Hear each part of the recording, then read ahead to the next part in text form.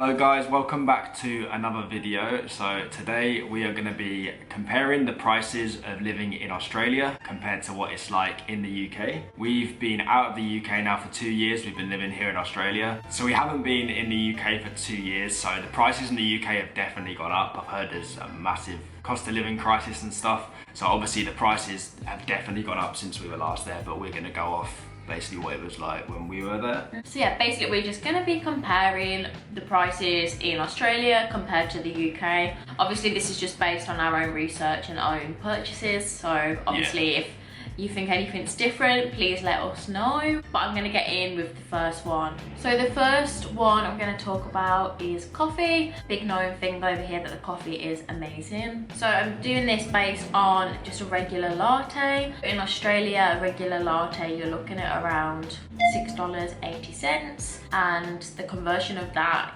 in British pounds is £3.51. However, if you're buying a regular latte in the UK, then you are looking at about £3.25. So it's a little bit more pricier, but it just depends where you're buying the coffee from, and we actually think the coffee is a lot better. I agree. Like, to be honest, I wasn't a massive coffee drinker in the UK. I didn't get any coffees out. Now we get coffee out all the time, and it's probably worth it for a bit more money because the coffee here is so good. No matter where you get it, again, I think it's worth the extra little bit of money. Yeah, and obviously over here, I can't remember what it's like in the UK, but I do know they do charge extras for alternative milk. So it's around 50 cents extra for alternative milk.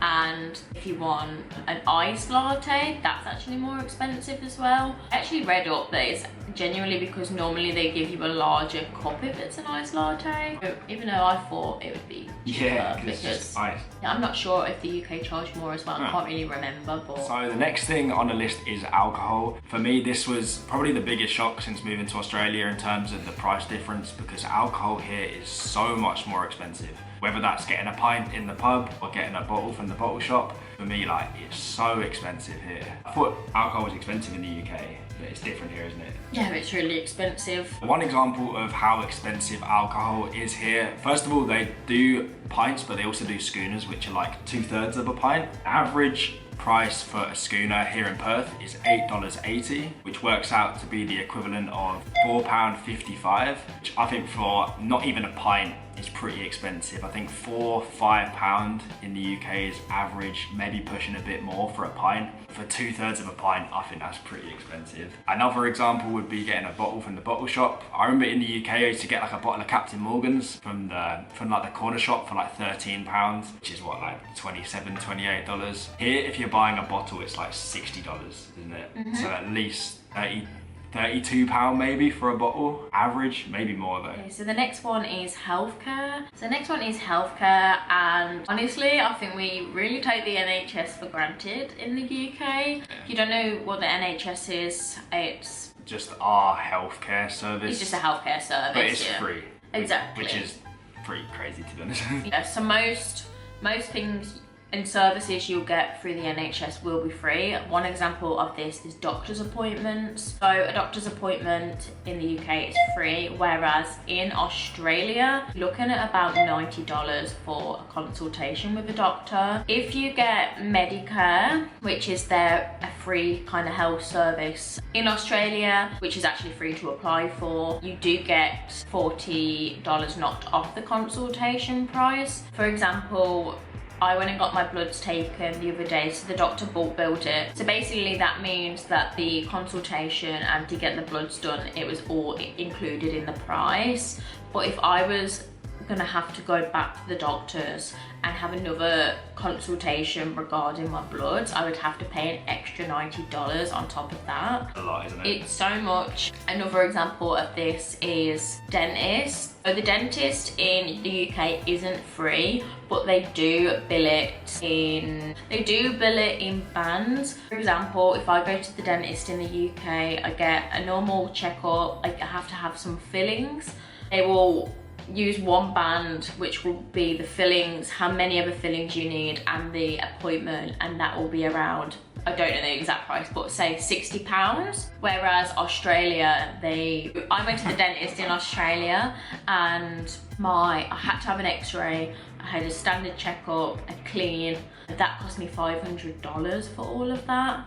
Then he wanted to give me fillings and a crown, so the total bill was around 3,500 Australian dollars, which was extortionate. You were fuming after that. I was so fuming because I'd only gone to the dentist two years prior to that and I had no issues, so I don't know if he was just trying to get money out of me, but yeah. What I would suggest if you do come to Australia is get health insurance. You just secured then. I pay $30 a month for my health insurance, and that covers if an ambulance has to come out, because that you will also have to pay for that in Australia, which is free in the UK. Any like life-threatening operations I may need. I also get a discount off physiotherapy, optician's appointments. With my health insurance, I also got my glasses, which were meant to be $600 for 2 pairs of glasses. I don't know what I did for. 2 pairs of glasses, and I got them for $100. So yeah, that's my example. I do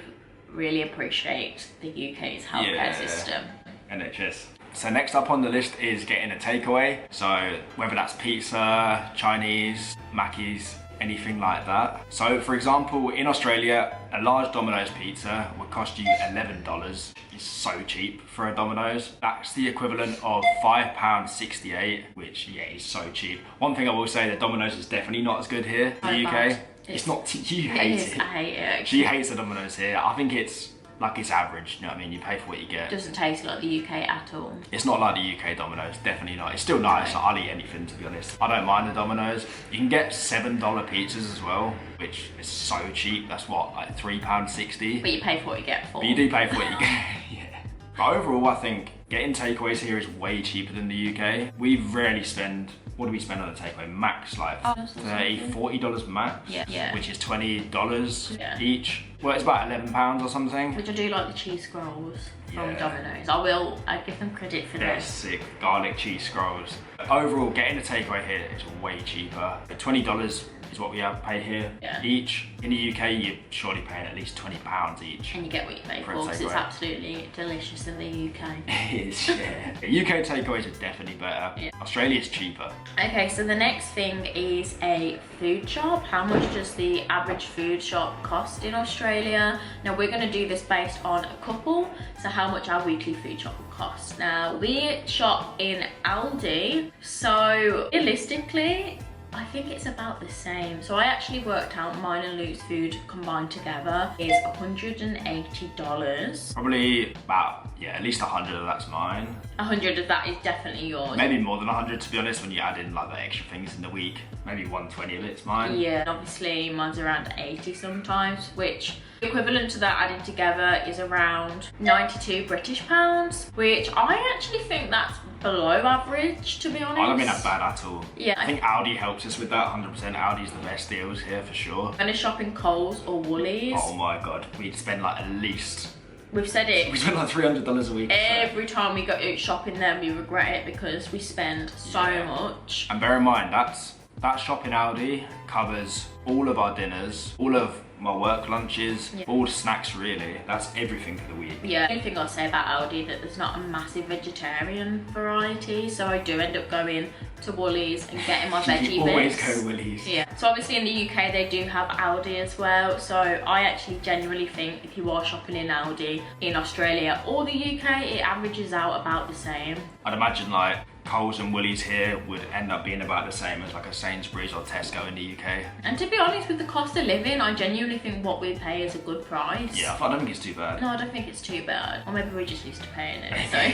maybe we're just being robbed. Yeah, maybe. Next up on the list is buying clothes out, whether that's shoes or t-shirts or anything like that. You know a lot about buying clothes here. Oh, I know a lot about buying clothes. Overall, I would say it's cheaper than the UK. I found some really good deals. For example, I bought a new pair of shoes the other week, some Jordans. In the UK, you'd be paying a lot more. I paid $170 for some shoes here, which is the equivalent of £85. They are, I think they're pretty nice shoes as well. Such a good price. Yeah, for men's shoes. For men's shoes, I think in the UK, I know Air Forces now are what, like over £100? I mean, not for me. Not for you, because you get the kids.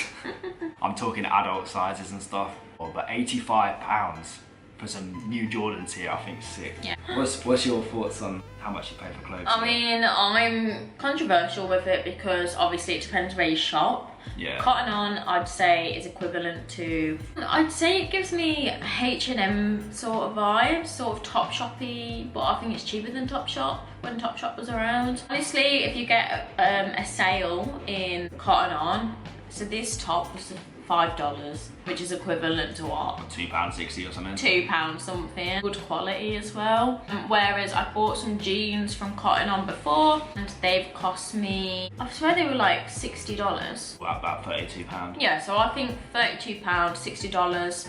I think that's the standard price you would pay for some jeans in the UK. Yeah. But obviously if you're shopping Zara or there's some really high-end brands, I do tend to just shop in H&M, Cotton On. It's just average. I actually think for girls it's about the same, to be honest. Yeah, I found it a bit cheaper, especially if you're looking at stores that they have in both countries. I don't know, I use like JD as an example. I think clothes here are cheaper when you convert it into dollars. Yeah. Maybe I'm looking at shoes more. On average, it's about the same, maybe slightly cheaper here.